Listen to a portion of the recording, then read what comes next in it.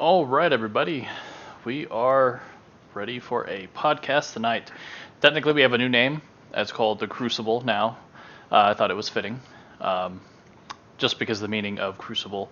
So, yeah, so we're going to, instead of Cool Cast Chats, we're going to be going with The Crucible podcast now. So, with topics ranging from gaming to paranormal, which I think we're going to be doing not next week, but the week after that, probably aliens. So, and having some fun with that. So Missy has some pretty good stories there. But tonight we're going to be doing it's been a big topic since Lazy Peon did his video about MMOs. As a genre dying, and so we're going to kind of discuss that. And I know even Work to Game, a couple other people have been talking about this. So I thought it was keen for us to join into that conversation too. Tonight we have Xillin. I think I'm saying that right. Yep. And I reached out to him after catching one of his videos. Well, actually, a lot of his videos about Ashes of Creation and how he was being, critical, but it was like a positive. It was like a negative positive, right? So. And I think that's what the game needs to be successful. It's something that if you just think everything's rainbows and unicorns, your game's probably not going to succeed. So definitely need to be critical of that, and I think Stephen would appreciate it too. But anyways, enough for me talking. Everyone knows I could talk forever. So Xillin, I guess if you want to introduce yourself for those who may not know you. Yeah, hi everyone. I go by Xillin. That's the internet moniker. I am a YouTuber. I'll probably start streaming on Twitch at some point in the future. I haven't decided exactly when I'm going to do that, and I generally cover MMO topics, specifically Ashes of Creation. I'm excited about that game, and I'm also looking at starting a second YouTube channel covering the mobile game Star Wars Galaxy of Heroes. So you guys check that stuff out if you're interested. Definitely sounds cool. And of course, Missy, you want to tell us about yourself? I think everybody's heard my story. Well, maybe not. Maybe Xillin's brought in some extra faces, which I know he has. So everybody knows me. Right. But okay. Well, like I said. And hello, Brom and Imaganis. Yep. Thank you guys for the follow. We'll definitely follow you back after this too. If you have channels or not, we'll still follow you back. So I guess just moving right along. Like I said, this isn't going to be scripted. So this is just going to be open mic, talking about the topic. So Xillin, being that you are the guest, I guess I know you said you had a couple things that you had lined up for tonight, so I guess you want to take it away. I'm sorry, what? Well, when we talked last, you said you actually had some thoughts that you were saving for tonight, so I didn't. On the specific topic. Yes. Okay, I'm sorry. You had me confused for a second. It's okay. I mean, yeah, I have a boatload of thoughts on the specific topic of are MMOs dying? Is the genre dying, or can it be saved? Yeah, absolutely. I actually think that the MMO genre is not only not dying, but it's thriving. But it's not what you think. And to sound a little bit like a popular internet personality, I guess it kind of depends on what you mean when you say MMO. Because when you think about, when we were kids playing multiplayer games, that meant me and you sitting right next to each other on the couch and two of us could play together. And then, I guess in like the PlayStation 1 era, they had that little adapter thing that you could buy that would let you have 4 people playing at one time. Mm-hmm. And that was like, oh my God, there's 4 of us playing right now, And so then when MMOs came along and it was massively multiplayer, at that time, 20 people in the same game would have been massively multiplayer to us because we'd only played with 2. And if we were really lucky and had a rich friend who had the little adapter and 4 controllers, then you got to play with 4, Oh, yeah. And so I kind of feel like you have to take that term massively and distill it down to what we're really talking about here. And I think that's just enough people to make the game feel alive and make the world feel alive that you're occupying and living in and spending all your time in and all of that. And so with that being said, I kind of feel like these server-based survival MMOs, I think they're like Ark. I think Ark is an MMO. It's a multiplayer online role-playing game. Yep. Valheim, 7 Days to Die, Minecraft. I mean, on and on and on. Those games are MMOs to me. Now, they're not what we think of as traditional MMOs, but to me, it's still, that's what it is. It's an MMO. And so I just think that the genre has shifted. It's moved a little bit to just a little bit different.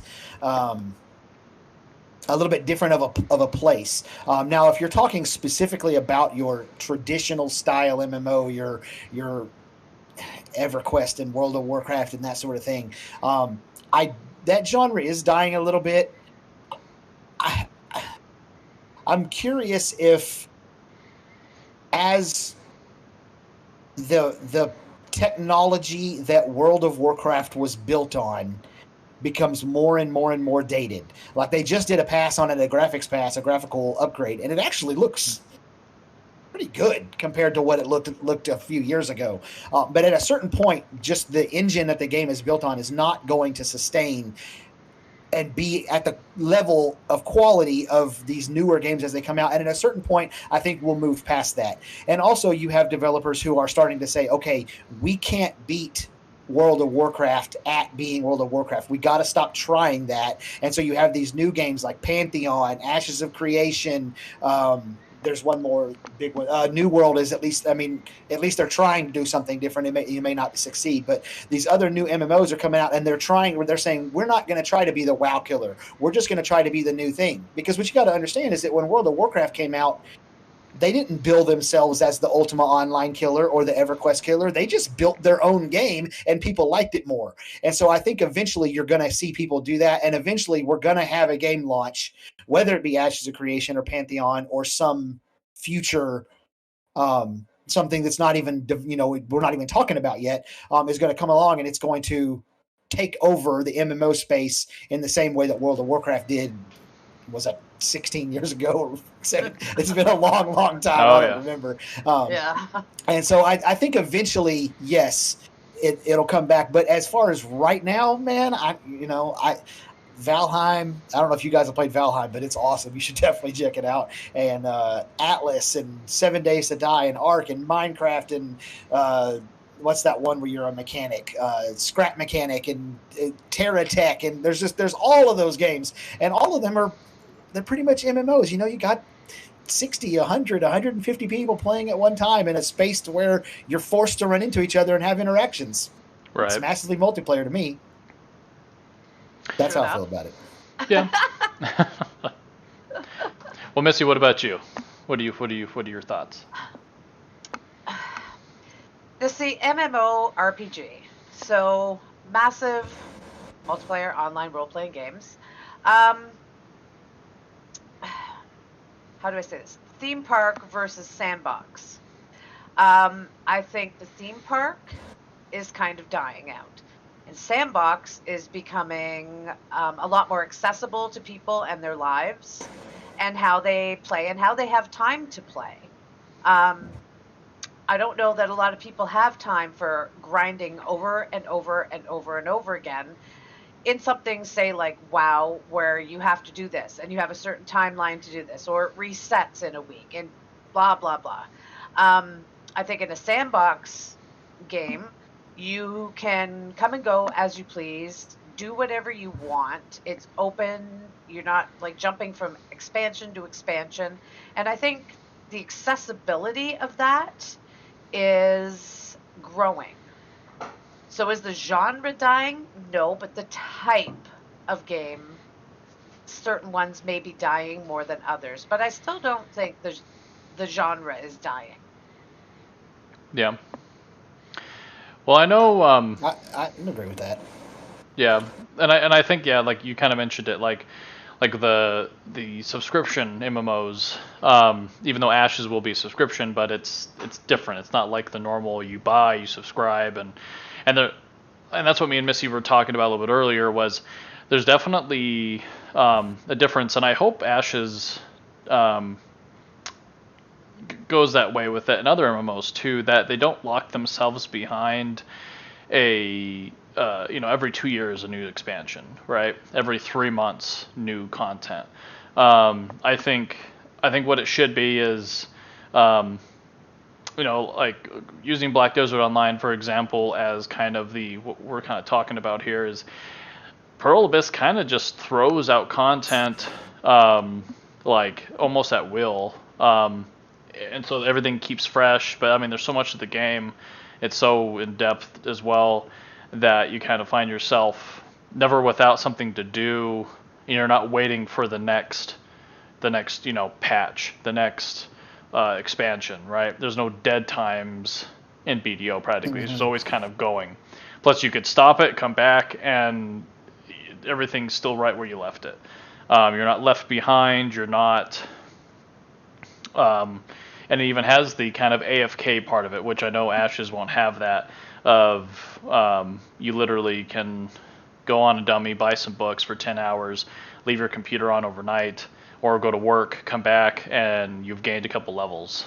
So in that sense, that if you are busy your schedule, it does help with that. I think as far as the MMO genre, and you guys were talking about the older ones like World of Warcraft, I've technically played that game for between 13 14 years now. Final Fantasy 14 going on 8 years. So I've been in those hot tubs for a long time, right?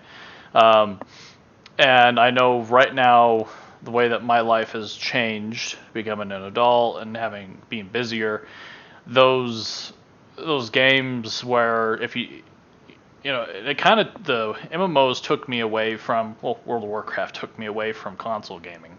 Console gaming was something that you could just pick up, play, you could pause it, you could save it, turn it off, move on. But World of Warcraft was kind of something that, one, you had the communities, right? And they were really strong. And I think that's what drives if an MMO is dying or not. It depends on what you're playing, too, as well. Like you said, if you had 100 people, but I mean, even if you had 5 active people that always played when you played, and that was the group you played with, you would never think that MMO is dying. Like, if they're, right.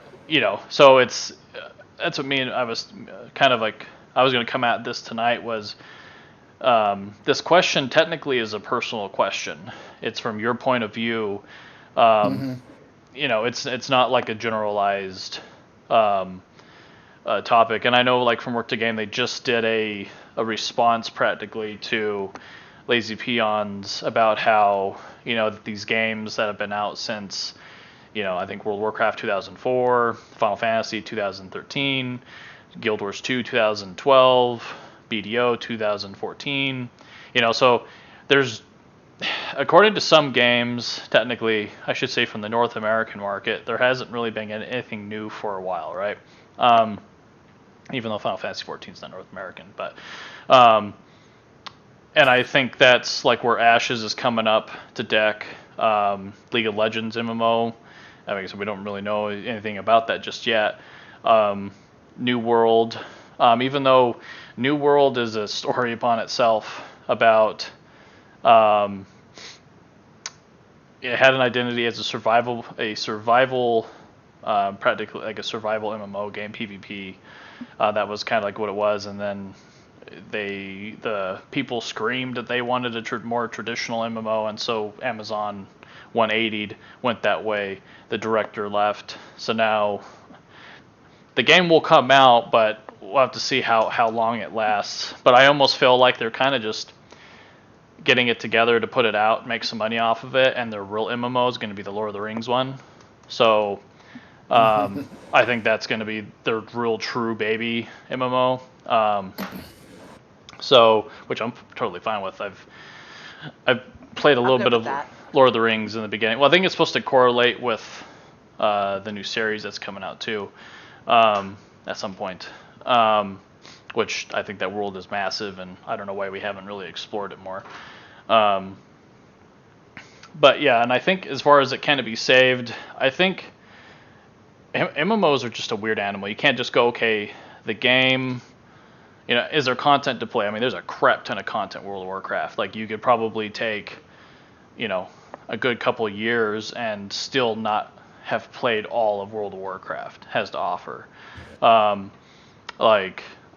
There's collecting, there's pet battles, there's raids, there's dungeons. I mean, they're one of the best games for raiding. I used to raid hardcore, but kind of got forced casual.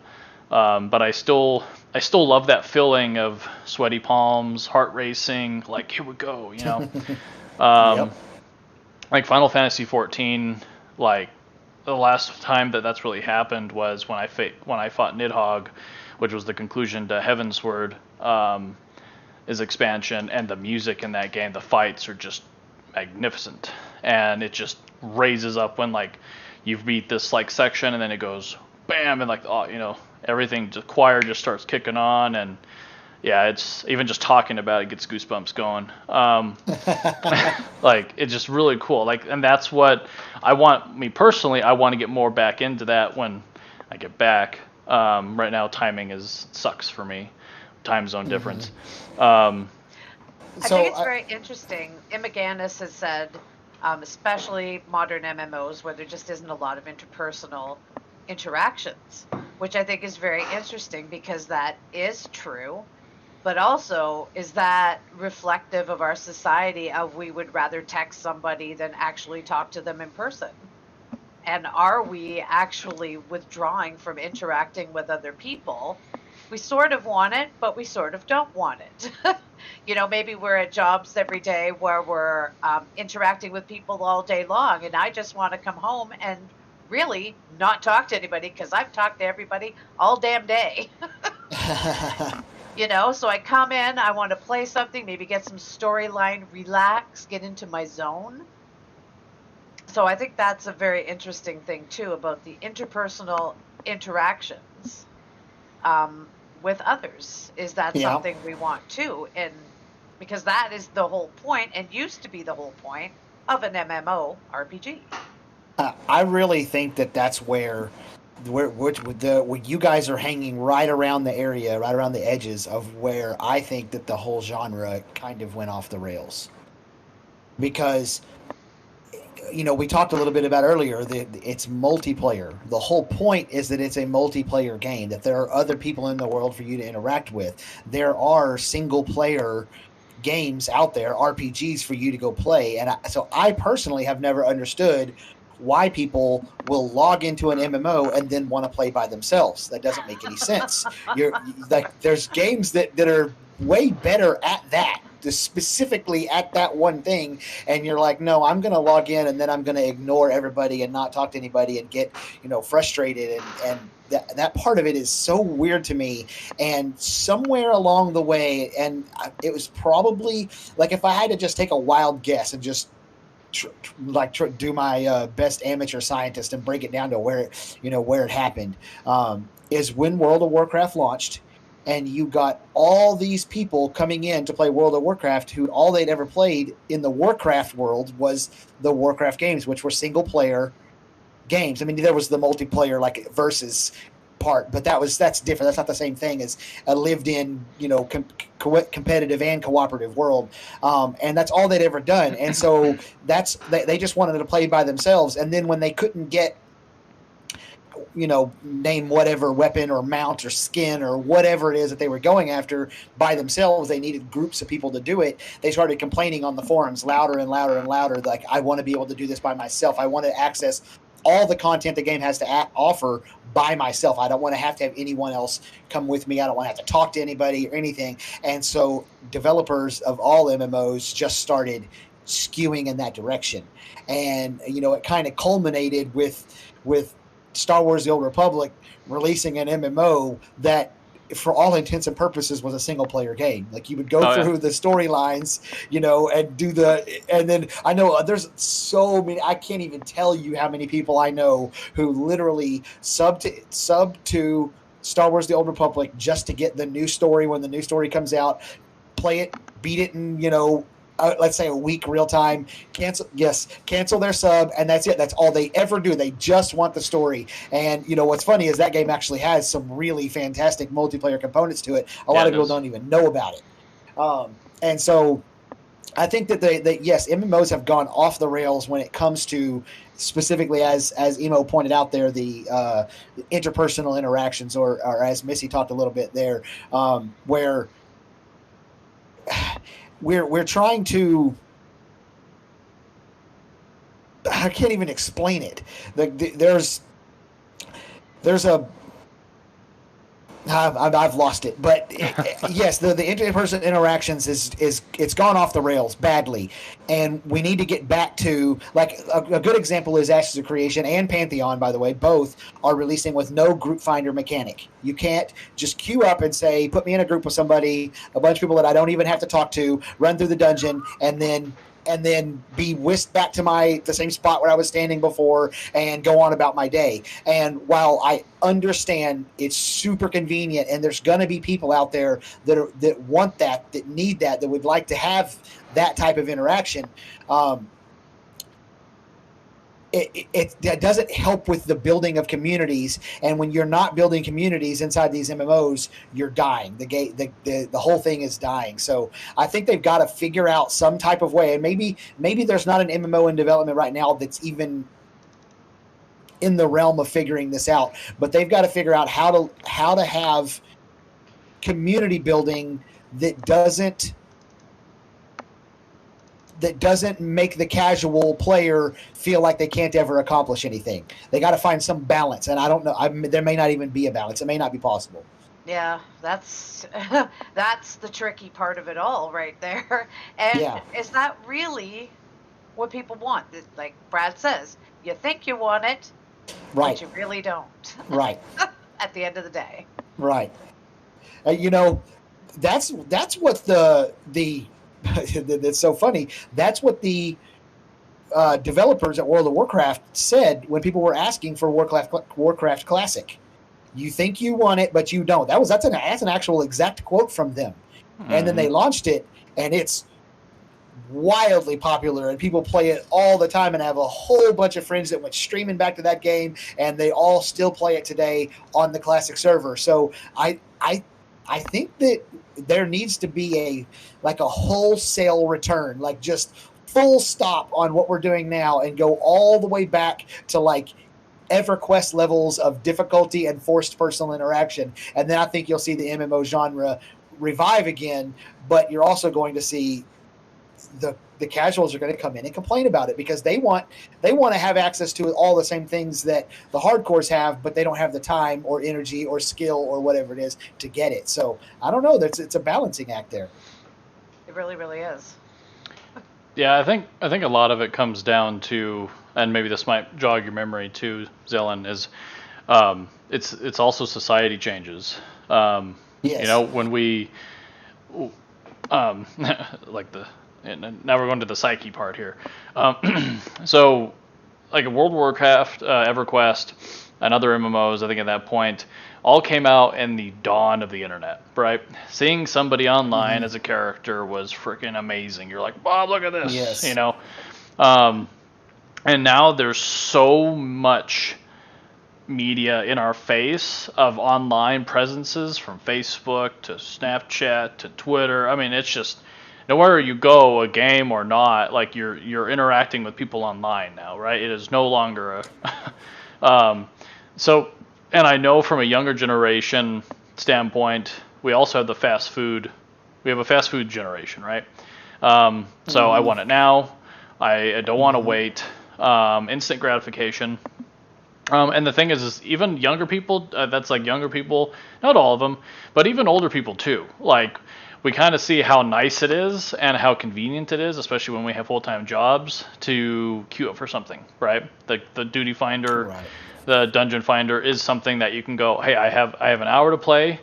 I don't, if I spend 30 minutes to form a group and I only have 30 minutes to run said dungeon, you're probably not going to finish the dungeon for the most part. You could probably get it done, depends on what game you're playing. Right. So... and that's like the double-edged sword, right? With even with like Ashes coming out, like it's like to get back to where we originally were, we have to be true about no dungeon finder, all that stuff. But in a way, it's almost like, I'm not saying it can't be successful without it, because I mean, vanilla WoW technically is keeping World of Warcraft afloat. So I mean, it's not like it can't be successful. If such little time, to be honest, with that is, I've heard that from a lot of people. They're like, "Oh, I have this much time. Why would I actually play an MMO?" And that's what consoles. That's why, like, there for a while I was like, I don't really have that much time, so I just go play console games. Right? I can pause it, I can save it, I can turn it off. But I mean, like I said, even with, I still find enough time, right? I think when people go like, I don't have enough time to do this, I almost have to kind of throw the BS card out there, because I'm like, yeah, you actually, when people are like, I'm too busy, I got school, I got work, I got this, I'm just like, if you really wanted to do it, you could make time. So I mean, it comes down to the person and what they really want. But a lot of the times, I'm watching the same person online playing all day when they say there's no time. So yeah, I've seen that so many of times. So, I'm not saying that duty finders are necessary, at least at first. But I think over time, if you integrate something, I think, isn't Ashes going to have kind of like a not a market board, but like a quest board where a group can, like a group could actually put like, or a group leader can be like, hey, we're looking for this, and then you could contact them through the board to join said party. There's something like that, and I think it's through the taverns that you go to the tavern, tavern. There's a quest board there or something like that. But that is not anywhere near the same as a group finder. Group finder, I click a button and I say, okay, I want to join a group, and then I run off and I go do other things, and I don't have to talk to anybody, I don't have to interact with anybody. My reputation doesn't matter. The game is just going to match me up with the 4 people who happen to, are in the right roles and queuing for the same thing, and we go through. They can't kick me out of the group unless they all vote to do it together. So again, your reputation doesn't matter. How you act doesn't matter. How good you are at the game doesn't matter. Nothing matters. You just go, you finish the content, and you go back to what you're doing. And there's no effort put forth by you or anyone else. Where with this tavern system, which I'll admit, I don't know how much it's going to get used. I'm almost a little bit nervous about them spending a lot of development resources on something that might not get used. But right. But yeah, so you talk about, I have to go to the tavern. I have to read through the listings that are available. There has to be leaders of groups who've put up listings, so they've had to do all the effort and work of putting that up. So, and then I message that guy and I say, hey, look, I'm interested in coming with him. And if it's somebody that 2 weeks ago I asked to go with them, and then in the middle of the run I said, oh my God, you guys suck, and left in the middle of the group like people do, they're not going to invite you. You're not forced into their group like you are with a group finder. So reputation matters. What you do matters. How you play the game matters. It makes everything matter. And so I think that then you end up with and it forces community. Group finders kill community building. They destroy community building, where the absence of a group finder, or in this case, I think the absence of a group finder might be just kind of a net neutral on community building. But you talk about this tavern system. Because did you guys ever play Dark Age of Camelot? Either one of you? I've never tried that. No. Okay, it was basically the big MMO between Ultima Online and World of Warcraft. That was like the biggest one in that little space. Okay. And there was a place. There was 3 realms, and one of the realms was called Albion. And on the Albion realm, there was a place early in the game, like level 12 or so, something like that, called the Pridwin Bridge.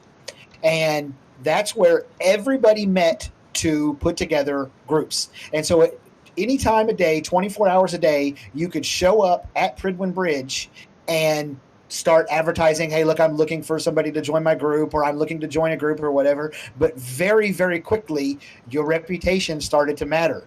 because in that game, whenever you leveled, you had to go visit your trainer to get more skills. And so people would join your group, go through the process of getting all the way out to your farming spot that you're going to go into, kill a few things with you, level up, and then be like, okay, I'm leaving because I'm going to go train. And it's like, well, now we got to go back to the Pridwin Bridge and get another tank and blah, blah, blah, that sort of thing. So reputation mattered. And there was all these wonderful communities built in that game. Whereas then you get to World of Warcraft where it's like, click button, put me in group. I can be a dick and it doesn't matter. You know what I mean? Like, and I think that the absence of a group finder will increase the community, and the increasing of the community will revive the traditional MMO. That's kind of like my little mathematical equation there. Right. No, I definitely, like, I'm definitely a community person myself.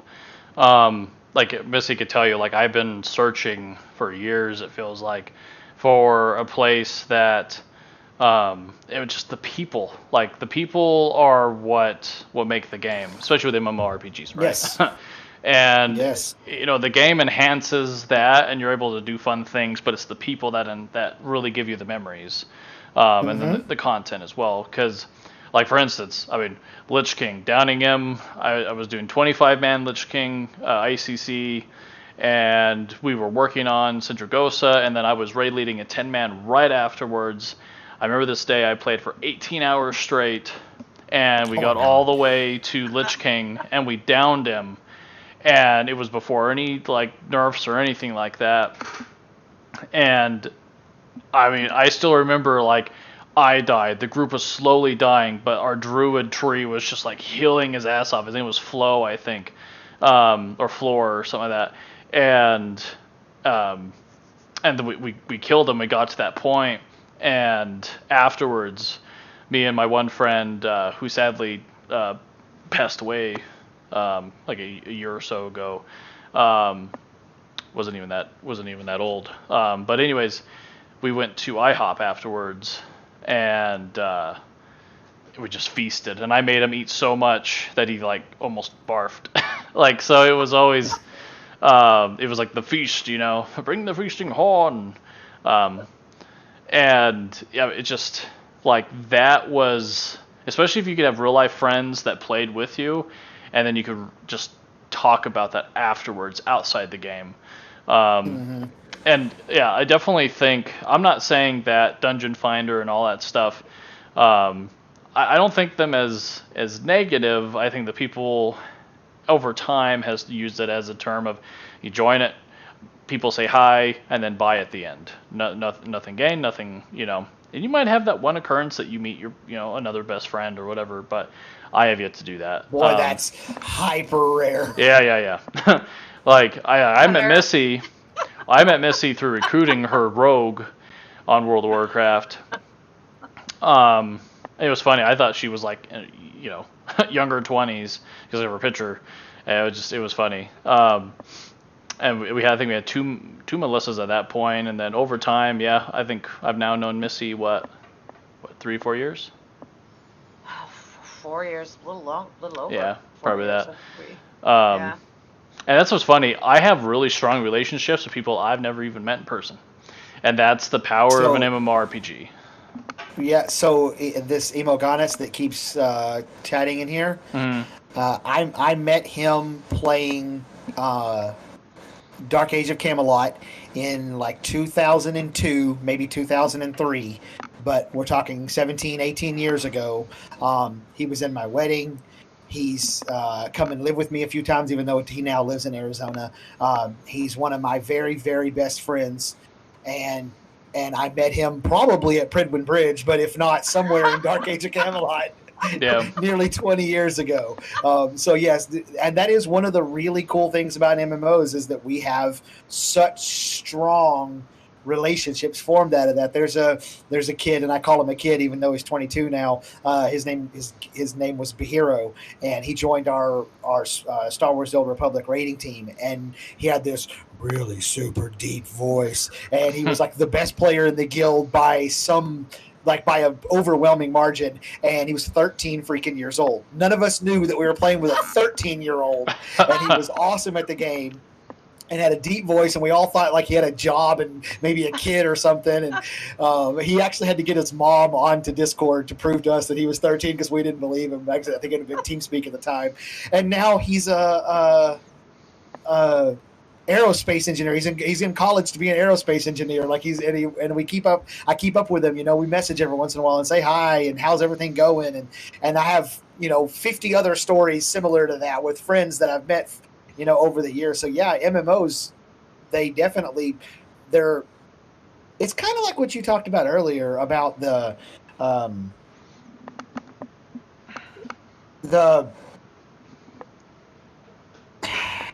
God, I hate when I lose my train of thought like right. that. But the way, the changing of the times, where there are so many relationships are starting online, friendships are starting online. There's lots of people out there that have friends that they've never met in real life, as you guys pointed out a minute ago. That's all over the place. It's becoming so much more commonplace, and MMOs is one of the places where that's happening. But I also think that it's not just MMOs anymore. MMOs are where it started, but now Fortnite. How many people are in it? So I've never played Fortnite for 1 second, but how many people start a brand new game of Fortnite? Do you know? Yeah. Is it 64 to start off? 128? I don't know. It's a lot. Yeah. It might be 256 to start off. Like when they fly in, it's a lot. And but there are people who've met their fiancés and spouses and all that stuff on Fortnite. There are kids that exist that are alive right now today because Fortnite. Oh yeah. And that's one of those things. So I think when we're getting to the specific topic of is the MMO genre dying, I really think it comes down to that depends on what you mean by MMO. Especially with the MMORPG additive, because Fortnite doesn't have RPG mechanics, but Minecraft does, Ark does, a lot of these other games do, and so it's I think that the times have shifted to where I don't think you'll ever see the online role playing, whether it's massive or not, but the multiplayer online role playing, I don't think you're ever going to see it die or go away permanently, personally. Yeah, I think, and I think a lot of people think, oh, like World of Warcraft's like dying or whatever because like they just recently came out with, they dropped 60% of their population, like from Shadowlands, and then like 40% of their like money coming in fell, right? But of course that's just because new expansion drops, and that's I think that system of game of when you have peaks and valleys, peaks are always going to be expansions, valleys are going to be low points, and I think yes, all the games that want to be World of Warcraft and they design their game like that, it's like World of Warcraft already exists. Why do we need to play? Why would I leave a game? I think that's another thing too, right? I have like 13 years into one character. That's a lot. And even like 8 years into Final Fantasy. And I like, but I think to be honest, like I find, like I always want to be a part of a guild, and I don't know why it's so hard to get people into voice. Missy talked about earlier, text versus voice. I was actually going to bring that up. Yeah, it was like, I'm like, hey, do you guys do voice? And they're like, oh yeah. And then I get in there and they're like, okay, no one's ever in voice. Right. Meanwhile, they're all typing, so I don't know how you play when they're all in guild chat typing. You can't play and type in chat at the same time. Yeah, I hate that with an MMO. I'm like, I can't. I have to stop my character and type. It's just, I mean, and we've tried running guilds multiple times. I mean, and that's another thing too, is people. This tells you how lackluster people really are to kind of step out. Meaning, like we had it set up that we had every weekend was a different event for a guild. We had a Warlord tournament, which is a PvP tournament, and then we had a pet battle tournament, so like Pokemon practically.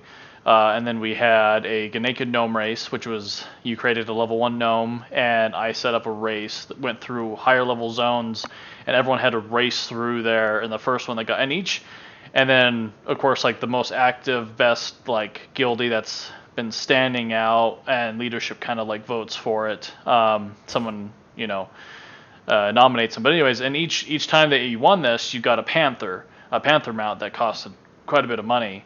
Gold in game, and then if you collected all 5 or all 4, I think it was all 4, then we would actually give you the jeweled panther, which was combining all of them. So it was like Voltron, right? And even that, no one wanted to participate. I'm like, you don't want to play the game with other people, I'm like, here's a mount, it's like the best I could do in a game. We had D&D nights. We were doing so many different things, like gaming within a game and creating things that were exciting. So during those dead times when people didn't want to grind, it's like, okay, well, we're going to come up with something fun where you can win things that, like gold. We will give you gold. We will do something, to break up the monotony of the grind and the game. And when the storyline, everybody's done the storyline, what keeps you in that game and what keeps you interested? Obviously, it was not doing fun things in the game with each other. It was kind of like doing things together as a team. Like, how they have team building exercises. Right. Sort of like that in a game, right? And doing fun things together to get to know each other. Yeah, but, I think that a big part of that is you mentioned it earlier about the psychological aspect of these games, and it's funny, this is a topic that I've been slowly writing a script for a video on this, because I haven't fleshed out the idea exactly as much as I would like, but people are playing these games, and these video game companies, especially the mobile game companies, but even the other ones, and probably even especially the MMO companies, it's about releasing that endorphin as often as possible. Give you a little mini shots of endorphins every time you accomplish anything. They put the carrot on the stick, and they're like, go chase the carrot. That's that's what MMOs are. And so the overwhelming majority of people who are playing these games, they don't even realize that the only reason that they're playing it, and the only reason they care about leveling up, is to get that little endorphin shot. That's why their brain is saying, hey, go play that game. And you'll notice, you guys may not know this, but back in the day, when you leveled up in a video game, like in an MMO, nothing happened.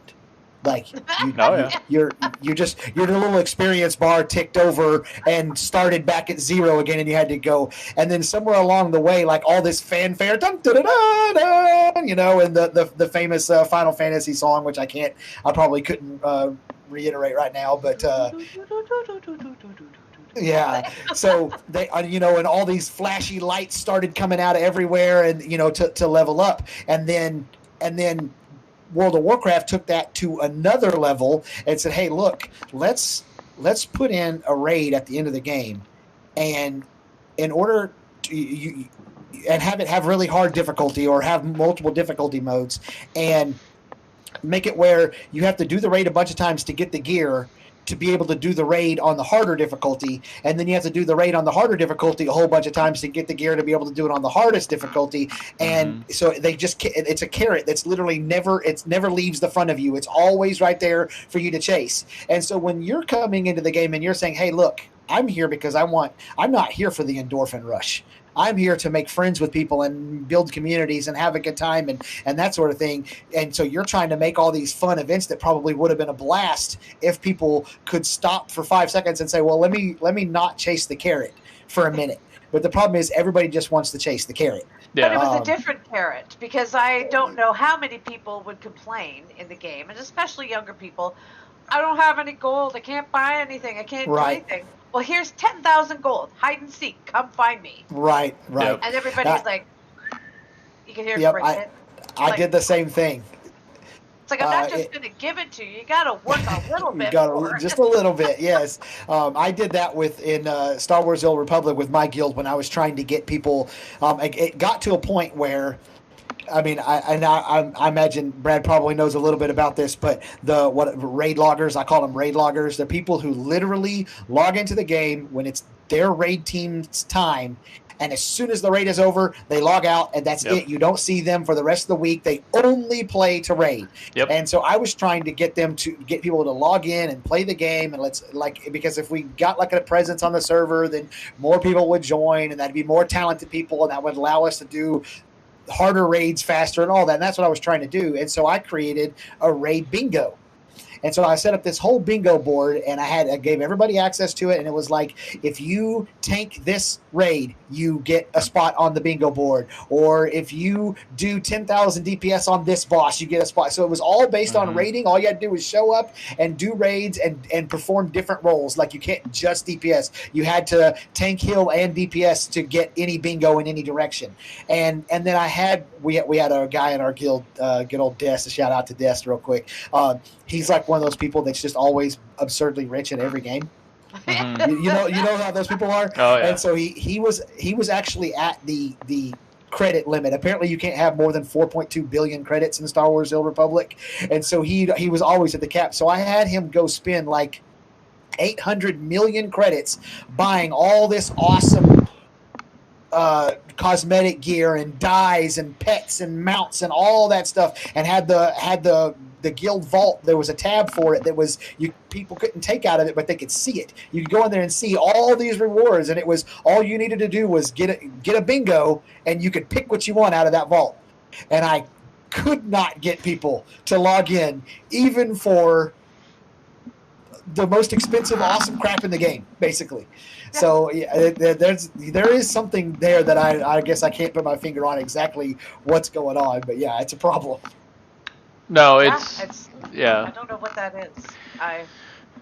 Yeah, I mean, because, well, I know, like, for example, like in Star Wars: Old Republic, I probably had my best guild experience there. I was running, because like pretty much in any MMO, I'm like, okay, every guild sucks. I'm gonna make my own guild, and so that's what happened. Was we left this guild, and I created one called the Lords of Chaos, and we were on the Empire side, and it was a PvP based guild. And I structured it as if it was actually just PvP, but also Sith based. So my council was actually, once they proved themselves to me, they had to battle me, and they had to win best 3 out of 5. And if they could beat me, then they earned a spot on my council. And the ranking system was like basic levels, but at a certain point, to become a High Lord, you had to actually face. Well, High Lord I think was max level, but then Warlord, you had to, if you proved yourself, and then you wanted to become a Warlord, you could challenge one of my council members, best 2 out of 3. And you know what was cool about this is, and this is why I wish other games have this. Ashes, listen to this. Is they had the ability to punch, uppercut, kick. So you had these basic things. Yeah. And so the bare hand fighting. Yeah. So what I did was I was like, okay, well, because we had this guy named Wraith, just what you talked about, owned everything in the game, unlocked everything in the game, like the guy had the best armor, best ever, all the holocrons, like everything. Yep. And so, Yep. So if you put him against a lower geared player, he would always win. So what I did was, first round was with gear. The second round was without gear. And he didn't know how to fight using the basic fight things. So it was evening, and it was really interesting just seeing them, leveling the playing field. And then if they were tied, which a lot of times happened, they would roll. The highest roll picks the like either no gear, with gear.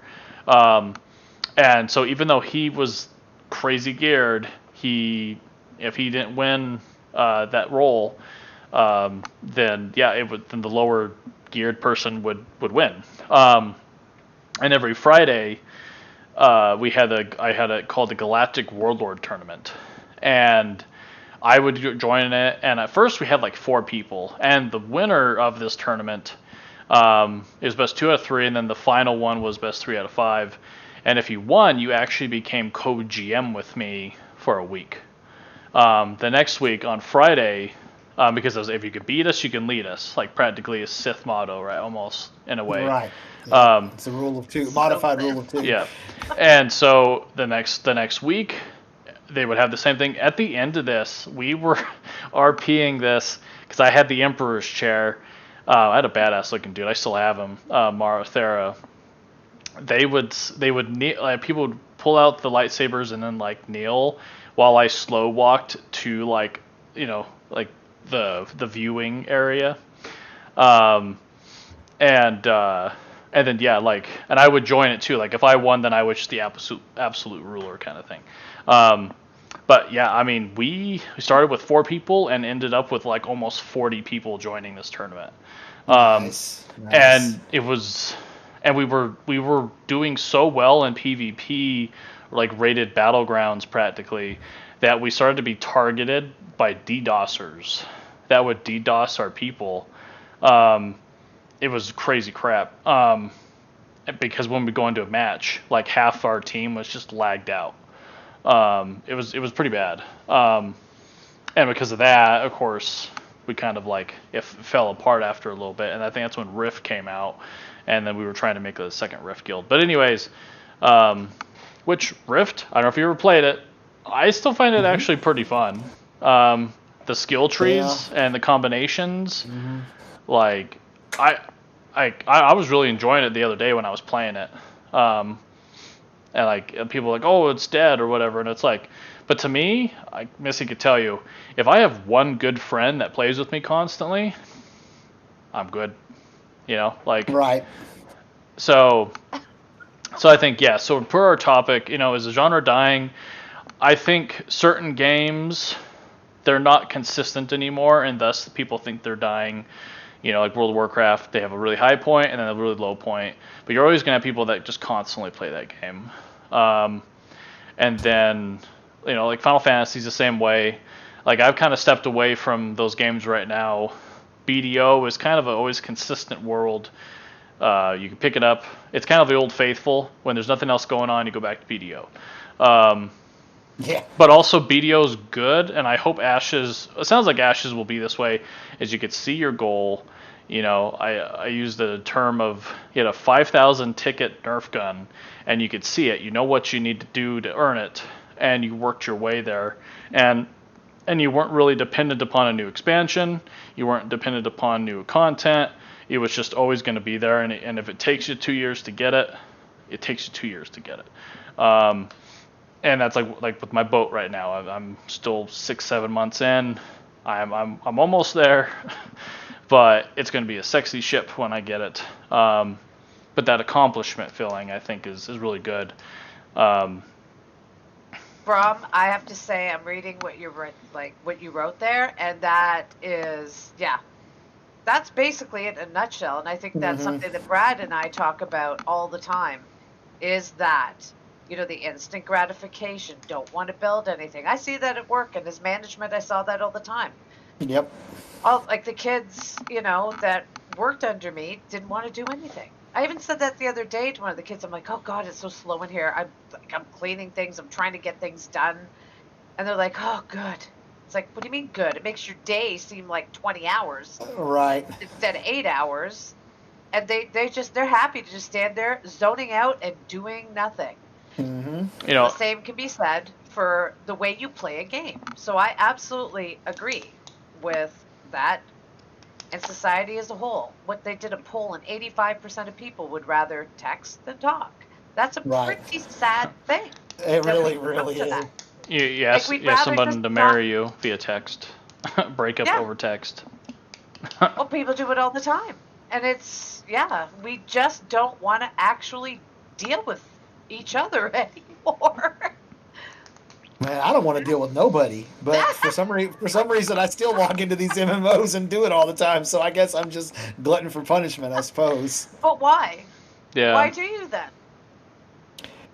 Well, that's a whole other topic. Like that's a podcast in itself, I think. I think we could do a whole podcast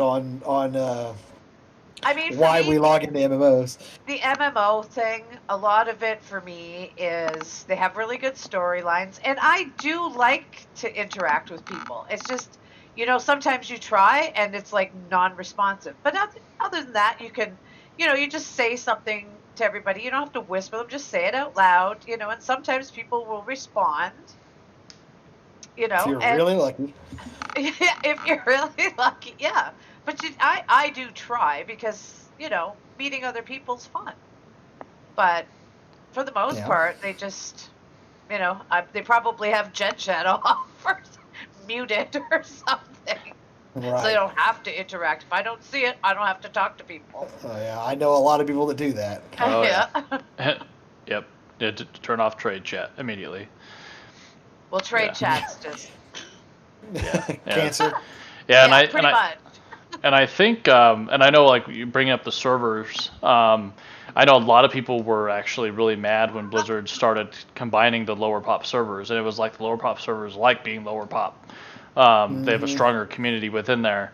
And now, and I know from, like, and going into the can it be saved thing, is, I think, can the community aspect be saved? And I think only time can tell. So if Ashes stays true to their guns and they stick to them and they really don't, like I said, just kind of like, World of Warcraft, if you look at it, it started out being, Duty Finder and, or Dungeon Finder, excuse me, Duty Finders for Final Fantasy.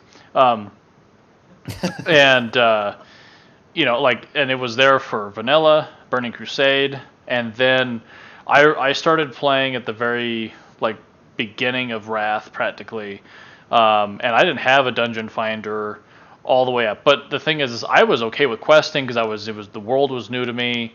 I didn't do any dungeons because I was like, why would I waste time? Like, I'm leveling and I want to do quests. I'm not going to form a group to go into a dungeon because, Dead Mines or whatever. I think if I did do it, it was very, not that often. But I went all the way to practically level 80, and then they dropped the Dungeon Finder finally. That was, I think it was when Trial of Crusader practically came out. And I remember, with that, when it first hit, it was cool. It was almost like the fusion time where you had the really strong community, and then you just had a tool of putting that community together quicker. Now it's become the community is not as strong, and now you just have a tool there that puts groups together that no one cares about. Yep. And see, if you had a strong community in that tool, and they still held hands, if you had a group of 3 people that you ran with, but you're like, okay, well, we could ask for a tank, but if we want to maybe just recruit somebody real quick, we're missing that one person, right? Then I think it's okay in that matter. But because these communities have dropped, because people have gotten older, now you have a younger crowd that don't really care. They just want to get in there and get it done and move on. And I think that's what comes with your dailies, your, I guess that's something to say with Final Fantasy 14. Technically, you have a roulette, and you want to run each roulette, to get your tombstones.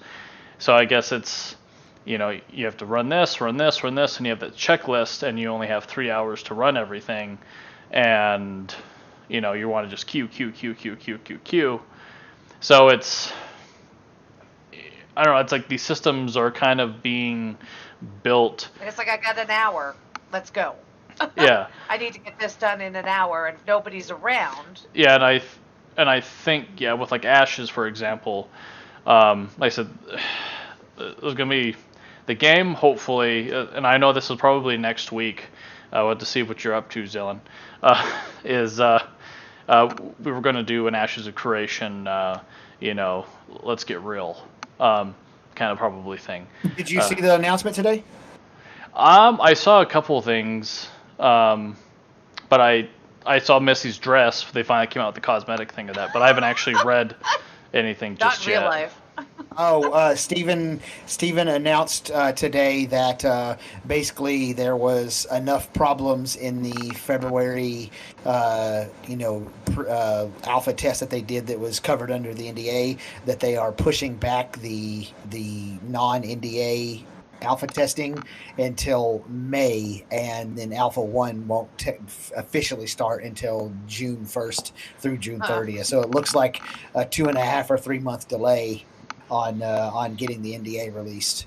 So yeah, yeah, I think. Well, like I said, and that's the thing is like the full open development. We talked about this on Tuesday, no Monday, excuse me. That the open development is nice, and it's something that hasn't been really done before across the board. And so we're seeing like we're wanting more because we're excited about it, but we're only given so much. Because that's just kind of where the team's still building. They're still hiring people. Like this isn't a Blizzard. They're not backed by a huge publisher, which is a good thing. And I'm old. I could be in a nursing home before that game comes out. I'm not young. So I could lose my freaking eyesight or something, not even be able to play the damn game that I have 9 months to sub to.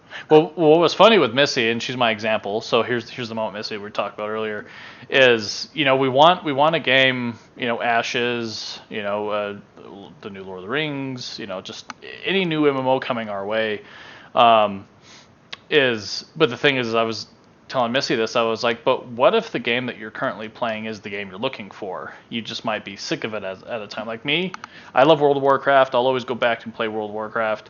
But do I get sick of it because I played it for so long? Yes. And at least Yoshi P with Final Fantasy 14, people's like, well, are you guys going to be sad if a lot of people quit the game? And he's like, no, please quit. Like come back when you're ready to play, but don't burn yourself out. And that Work to Game actually made a good point. Was like, was it Work to Game or was it Bellar? I don't know, one of those two. That they mentioned that even Blizzard, as being a big company as they are, they don't, they make content, and once you get done with that content, like there is an infant, not infinite, but yeah, there's not an infinite amount of content that can keep you playing unless you force yourself to make it, infinite. In the sense that like when you run out of stuff to do, you've run out of stuff to do. And so going to like the genre dying is people take breaks now. Plus there's so many MMOs than there used to be, right? I mean, there's so many games. Like we have a horde of games, from little bitty ones to gigantic ones.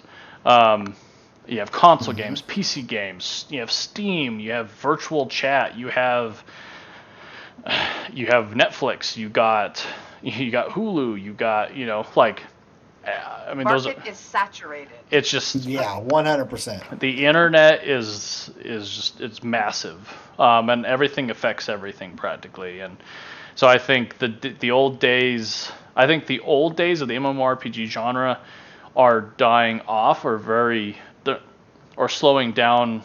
You're going to see a lot of peaks and huge valleys, and that's just the structure of the game.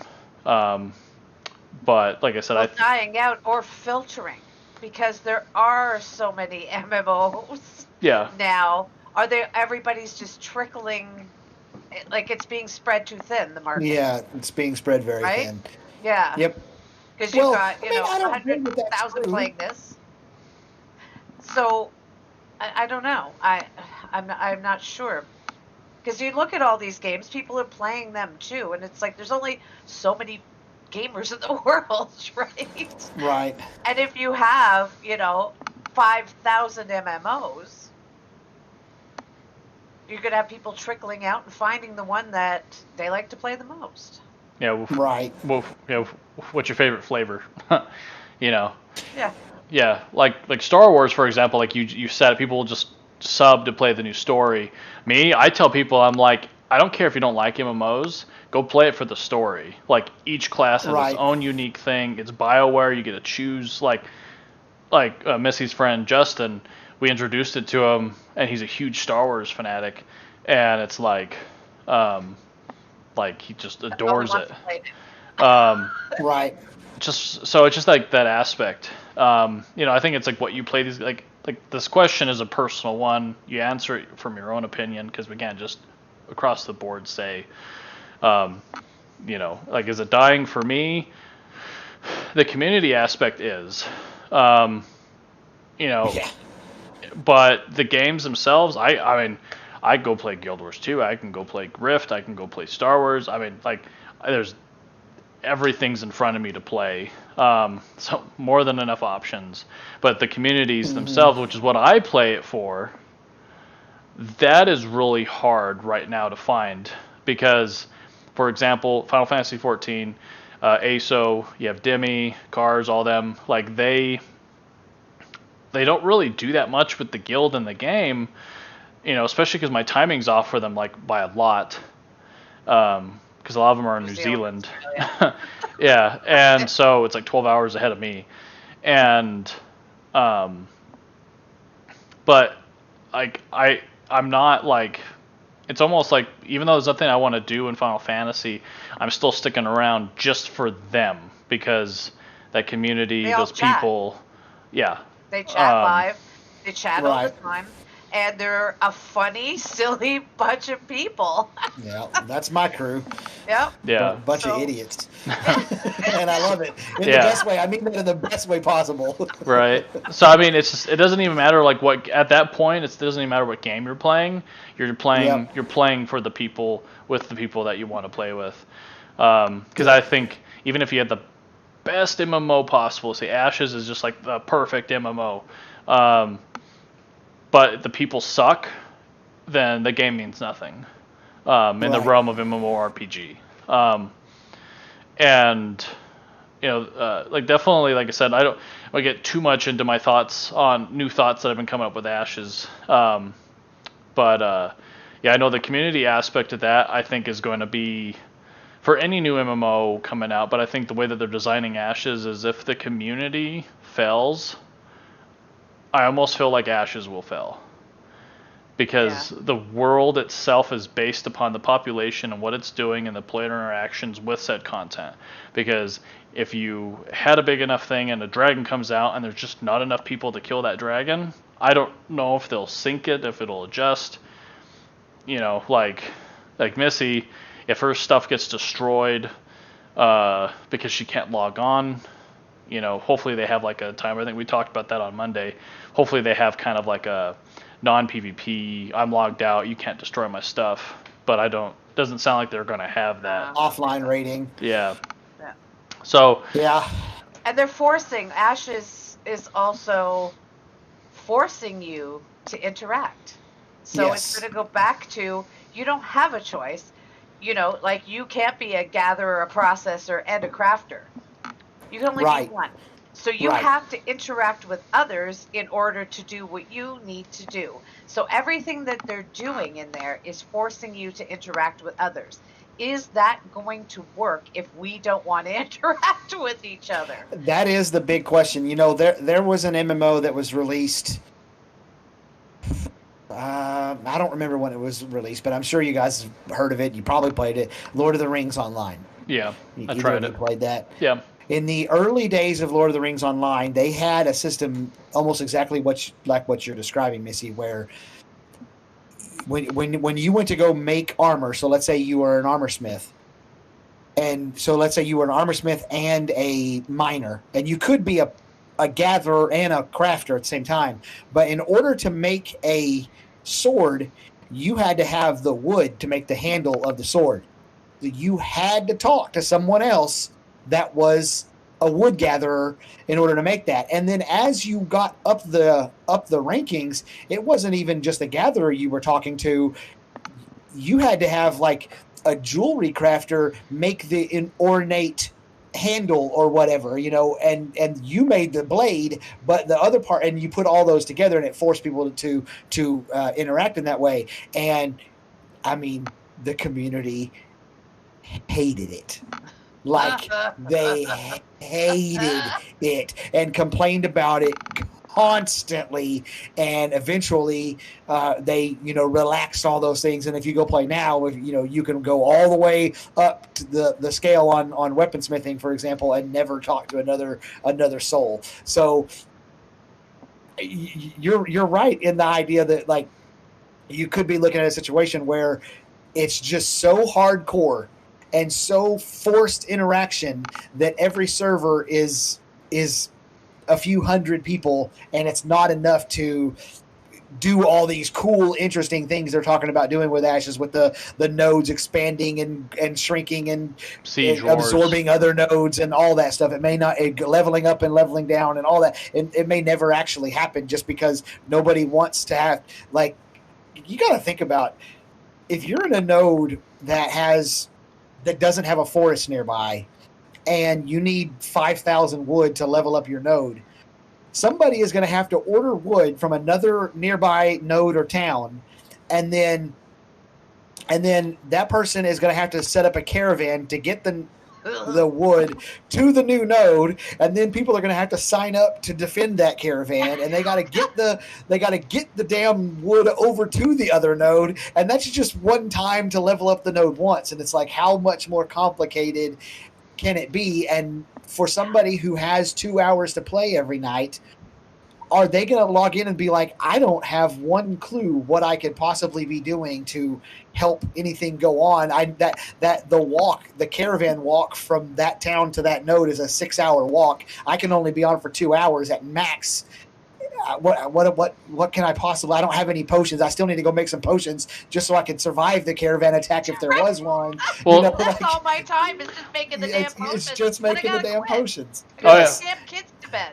Well, I think Steven actually talked about that. Was like, it's like, you got to make sure you're ready to go on your adventure. So you're gonna have to go to the town, and you're gonna have to get ready then to go out on your adventure, because you might not be able to come back. Like, you might, you need to make sure you bring materials. Like there's gonna be a lot of real life, a real life kind of aspect into it. Man, it reminds me so much of Ultima Online.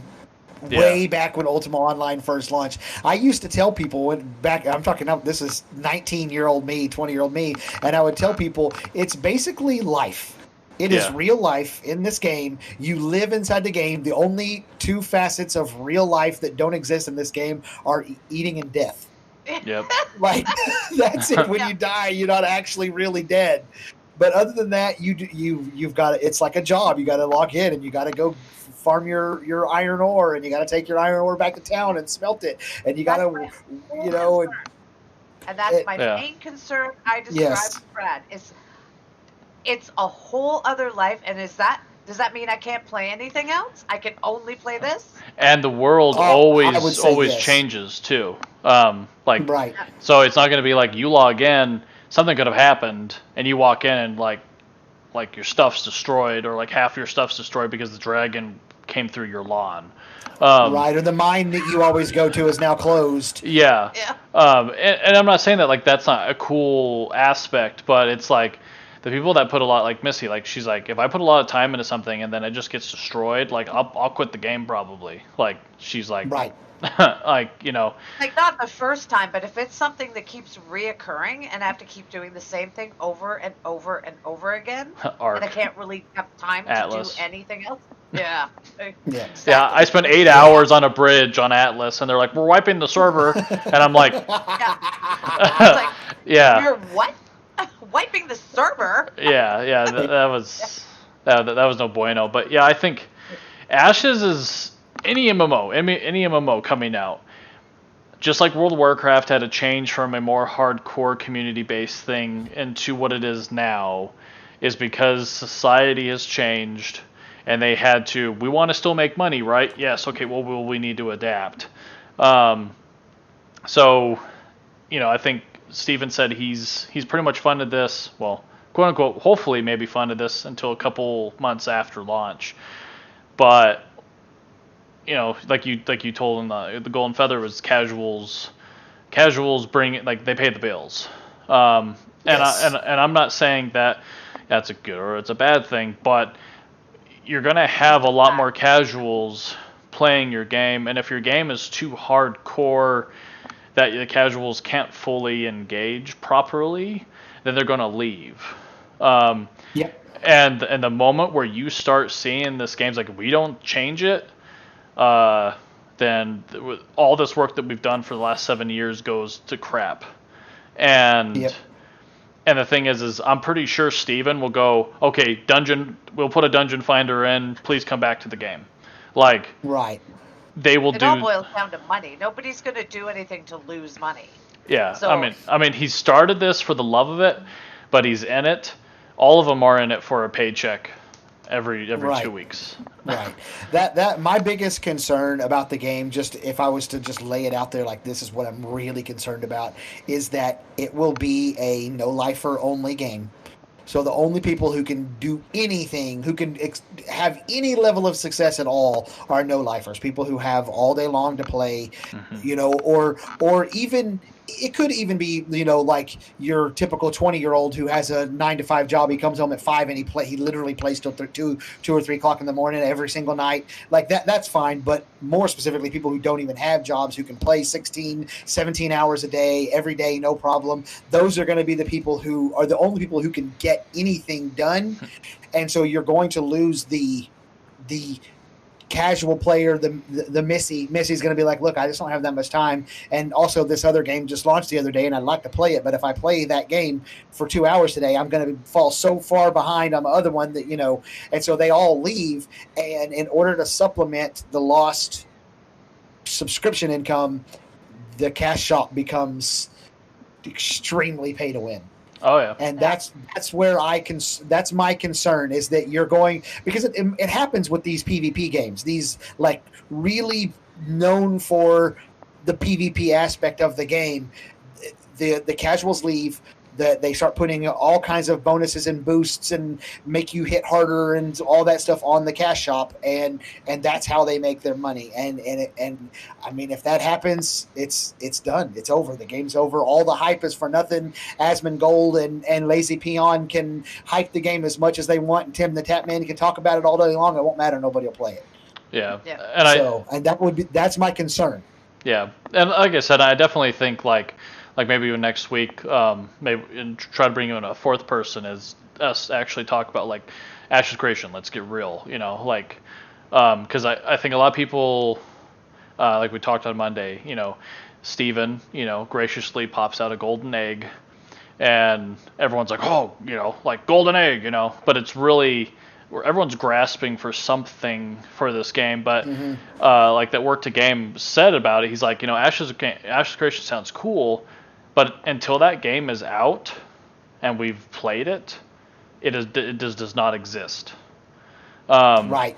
And until it exists, Schrodinger's video game. yeah, until it exists and until we see this thing working the way it's supposed to, and the thing is this could take a lot longer than we really think, because I mean they're not a huge team, and they're still hiring people, and that's the thing, is like the hype right now is high for it, but for 3 years, it just depends, right? It just depends on how much stuff are they not showing us.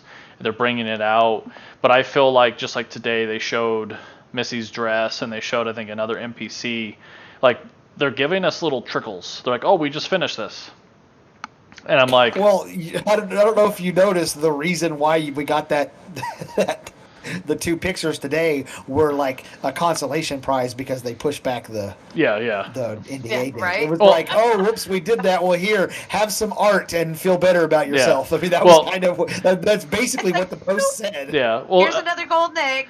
Well, that was the thing, right? Was because they know like the history of this, and that was the one guy. I can't remember his name, but he actually got banned because he was actually being real and kind of, I don't know. He said he wasn't being negative, but he was being real about Intrepid and Steven and the team. And like I said, I'm not. Is it Gigabear? Probably. That's I know I've heard a lot of negative comments about him just hanging out in the Ashes community. Yeah. Anyways, go ahead.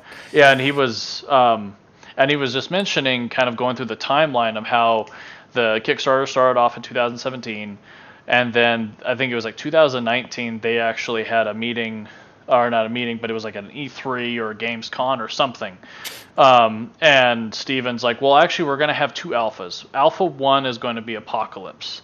And then the other alpha was going to be the MMO. And they were going to use Apocalypse for like combat and all that other stuff. And they released it, and the best looking quality thing of that was the actual cosmetic store, and they were actually charging real money for it. Like it was like $20 for like different skin colors, and the different skin colors were literally the same axe, but someone just sliding the color scale across, like red, green, blue, blue. Right. So the store's already whipped out before the game's used. But they took away Apocalypse, because I guess it just did really badly from Steam's reviews. I never got to play it, but so there's a lot of stuff that we don't know behind the scenes, right? Because technically, Steven and the team was like, "Oh, we're going to come out with the MMO at the end of 2019," I think is what it was. Well, we're 2021 now, and Alpha 1 it barely just started, and now we're pushing it, and there's a lot of factors. We'll never know about them until the game comes out. It's just the game. Right. If the game takes too long to come out, though, is it outdated by the time it already comes out? I mean, if it launches, WoW's going to have another expansion because the game won't die. Final Fantasy is going to have another expansion. League of Legends will already, because that team's already established. So League of Legends MMO is going to come out. Lord of the Rings MMO is going to be coming out. What other else? I mean, and a bunch of like Korean new MMOs, Japanese new MMOs, what are they going after? And I think Xillin, you actually talked about it on Monday and even today, was they're trying to go all over the place. When you try to appease everyone, you appease nobody. Mm-hmm. And I know, it was actually one of your videos. That if you do this and you make it for this group and group A, B, C, and D, it's like, well, then you've made it for really nobody, because A is going to get pissed off because you made it for D, and D is going to make it pissed off because you made it for B. Like PvPers and PvEers, yeah. People have wildly different motivations for playing games. Like, between the 3 of us here, there's wildly different motivations for playing games. Like, Missy and I have literally nothing in common when it comes to why we play these games. She's like, well, I don't have very much time, and I'm not going to be able to do this, and I'm not going to be able to do that, and whatever. And in my head, I'm just going, well, the game's not for you. And it's not insulting. It just is what it is. But then, later on, we're going to talk about, name some other game, and I'm going to be going, well, that doesn't appeal to me. It sounds like an easy casual game that you can just log in and play for 5 minutes and, kind of get whatever you want or whatever. And Missy's sitting over there going, well, it sounds like the game's just not for you. You know what I mean? Mm-hmm. And so there's there's different motivations. And when you start talking about the hardcore players, the hardcore PvPer versus the hardcore PvEer, they have, wildly disparate motivations for why they play and what they want in the game and how they want it to be, and they conflict with each other a lot. And I talked a little bit about it in the video, and I'll use the Guardian class from Star Wars: The Old Republic as my example here. The Guardian class has all these amazing defensive cooldowns. Okay, so whenever you in PvP, they are gods. They have, I think, 3 or 4. Yes, I think they have 3 or 4 different ways to completely fill their health bar. So, if you kill a Guardian, you have to take out 4 of his health bars, like the whole damn health bar. Yep. And he reflects damage and all this stuff. And so they're a gigantic pain in the ass to kill.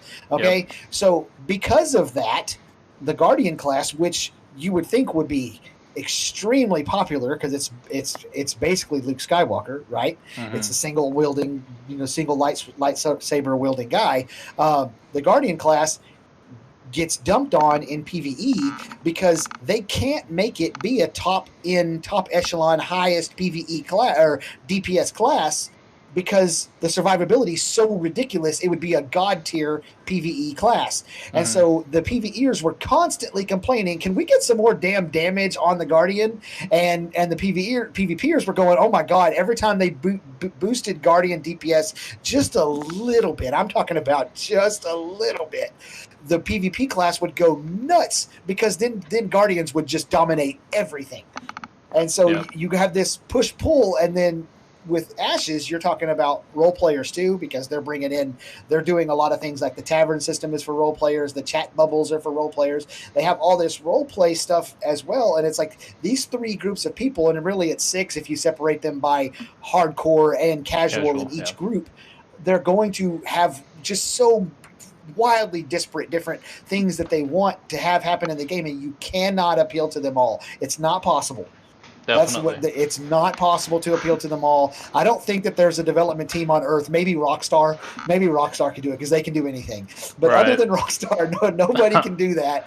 And so you have to pick who you're building audience? Your game, who's your audience. Yes, it's like running a YouTube channel, and one day you talk about cars, and the next day you talk about video games, and then you have a philosophical discussion on the other one, and it's like nobody's going to support your channel because they don't know what your next damn video is going to be about. And it's the same thing with these games, or with Ashes in specific.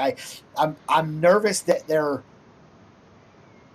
it's too broad. They're trying to appeal to too many people, even though they'll say that it's for the hardcore only, and if you don't like it, you can go fly a kite. I don't think that that's what they'll do. Actions speak louder than words, and when I'm watching what they're doing, I'm going, you're really trying to appeal to too many people. Yeah. So it's a concern. And money speaks louder than anything else. So right. At the end of the day, the dollar is going to be the deciding factor on what Ashes truly becomes. It'll come out like what they want it to be, but it'll definitely change. Because my video that I did on that, I've gotten a lot of negativity for that video. It's ratioed to hell. It's I think twice as many down votes as up votes.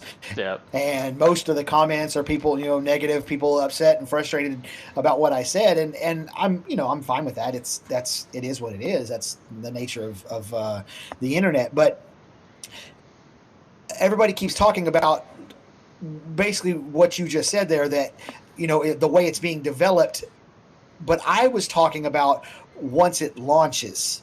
What's going to happen once they launch? Because once they launch, right now they can spend all day long. If they need to spend 3 more years in development, they can do that. They have all the time in the world to get all the content to appeal to all the different disparate groups. But once the game launches and the PvEers just inhale the content, as PvEers tend to do, and start screaming, we want more content. Well, okay, are you going to stop developing that new arena that you were thinking about making for the PvPers to make a new boss for the PvEers?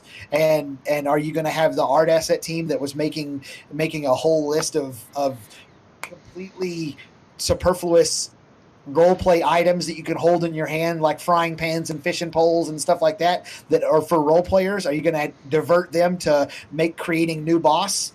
Like, how are you going to appeal to all those different groups? And I don't think it's possible. And again, that's my concern. But maybe they can do it, or maybe I'm wrong. I mean, I think I've been wrong once or twice. Budget for that? Yeah, because that's going to take one hell of a budget. Well, they better have a lot of money coming in order to have that many people working on that many things at the same time. Yes. Well, see, that's just like a new thing, and that's just like another thing too. And I'm gonna be honest right here. Here's a little honesty.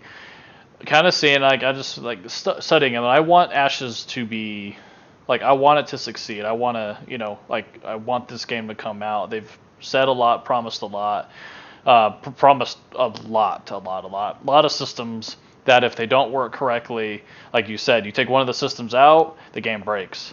Right. And if there are systems, which it sounds like that's what's their systems, but also networking is what they're having issues right now with. And the thing is their team is probably very small. To be quite honest, and they just bought a whole new office building, so in the long run they are just getting established to be quite honest. Right. And they supposedly started in 2017. That means they are just technically now getting established 4 years later. Mm-hmm. So, and like so we don't know what's going on behind the scenes. But I think I like I said, that's why I said 3 years, right? 2 to 3 years, but I'm leaning more towards three. I think if it goes past three, I think a lot of people, the casuals, will drop off. Right. The normal people will drop off. Um, so it's yeah. But anyways, I think I know we keep talking forever like we did on Monday. Yeah. But I guess just kind of closing thoughts. I guess Xillin, if you wanted to, redirecting back to our topic. So personally, do you think the MMO genre is dying or slowing down? MMORPG. Right. I mean, yeah, I think that I don't think it's dying or slowing down. I think that it's changing. It's becoming a new thing. I think it's speeding up. I think more and more and more people are joining that bandwagon, and I think that it is essentially a sleeping behemoth. As casual gamer A, Mr. Joe, goes and buys Ark or Atlas or any of these games, starts playing it and starts making some friends, and his friends start telling him about the good old days of MMOs, and they used to do this and that, and Joe starts getting excited thinking about how cool that's going to be, and his friend tells him, well, right now there's no good ones, but this one over here is being developed, and so you're starting to see all these different MMOs that are starting to build like this little cliquey fan base for each one of them. I think at some point, it may not be the few major ones that are in development right now, but at some point, somebody's going to develop a traditional style MMO that's going to be the next World of Warcraft. It's going to bring in all the people, and we're just waiting for it to happen. And I don't know when that's going to be. I have no idea, but yeah, that's my opinion. I think that it's just changing. It's just morphing into something different. Definitely. That's exactly what I was going to use with say morphing. It's morphing into something different. Exactly, with trust systems, and lack of having to work with others. Like you're able to play them now literally by yourself. Final Fantasy trust system. You can now do dungeons with NPCs. So you don't even have to wait for a dungeon finder. And I think, right. Which is crazy. And they're not always the greatest because, my team died and I was the only man left standing. So I don't know how the hell that happened as a DPS, but whatever. They're not the best. But yeah, I 100% agree. And that's the exact same. It's like an MMORPG. So Morph G. Yeah, Morph G, yeah. Right? So, yeah, I think it's just the face of that genre is changing. It's not dying, it's filtering out to other games because the market's saturated, and it's changing. Based on societal changes. And society has changed, so the way we game is changing. Definitely. Yeah, and I agree. Yeah, and I think, I don't think it's definitely dying. So the games aren't dying. There's a plethora of games. I know people are probably just sick of the ones that are out because they've been out for a long time, and they're just the good old boys club now. So they want some new themes to play, right?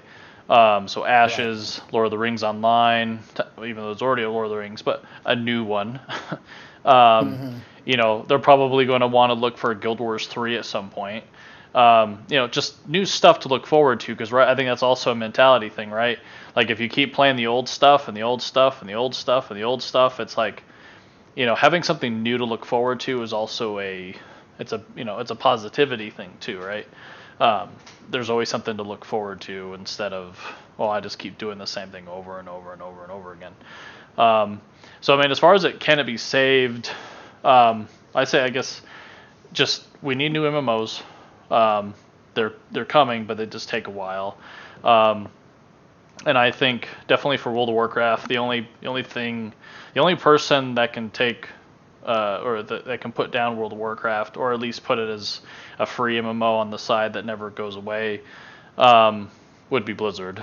Even though technically, which I find funny, but so they come out with Classic, now they're coming out with BC. They're going to come out with Lich King. And they're going to come out with Cataclysm after that. It's like they're reselling their game again. Yep. From the beginning. From the beginning. Yep. And people are excited about it. Oh yeah, I don't know why. Well, so that's the thing, right? It's the nostalgia aspect that you're reaching, but even with nostalgia, I think at a certain point you go like, wow, okay, like it was cool, but now I'm over it. Like I've played it before. Right. And I think a lot of that was even vanilla dipped down too. Was they played it and they're like, oh, this is cool. I relived it, and now I'm like, okay, yeah, I'm done. So I can't go back.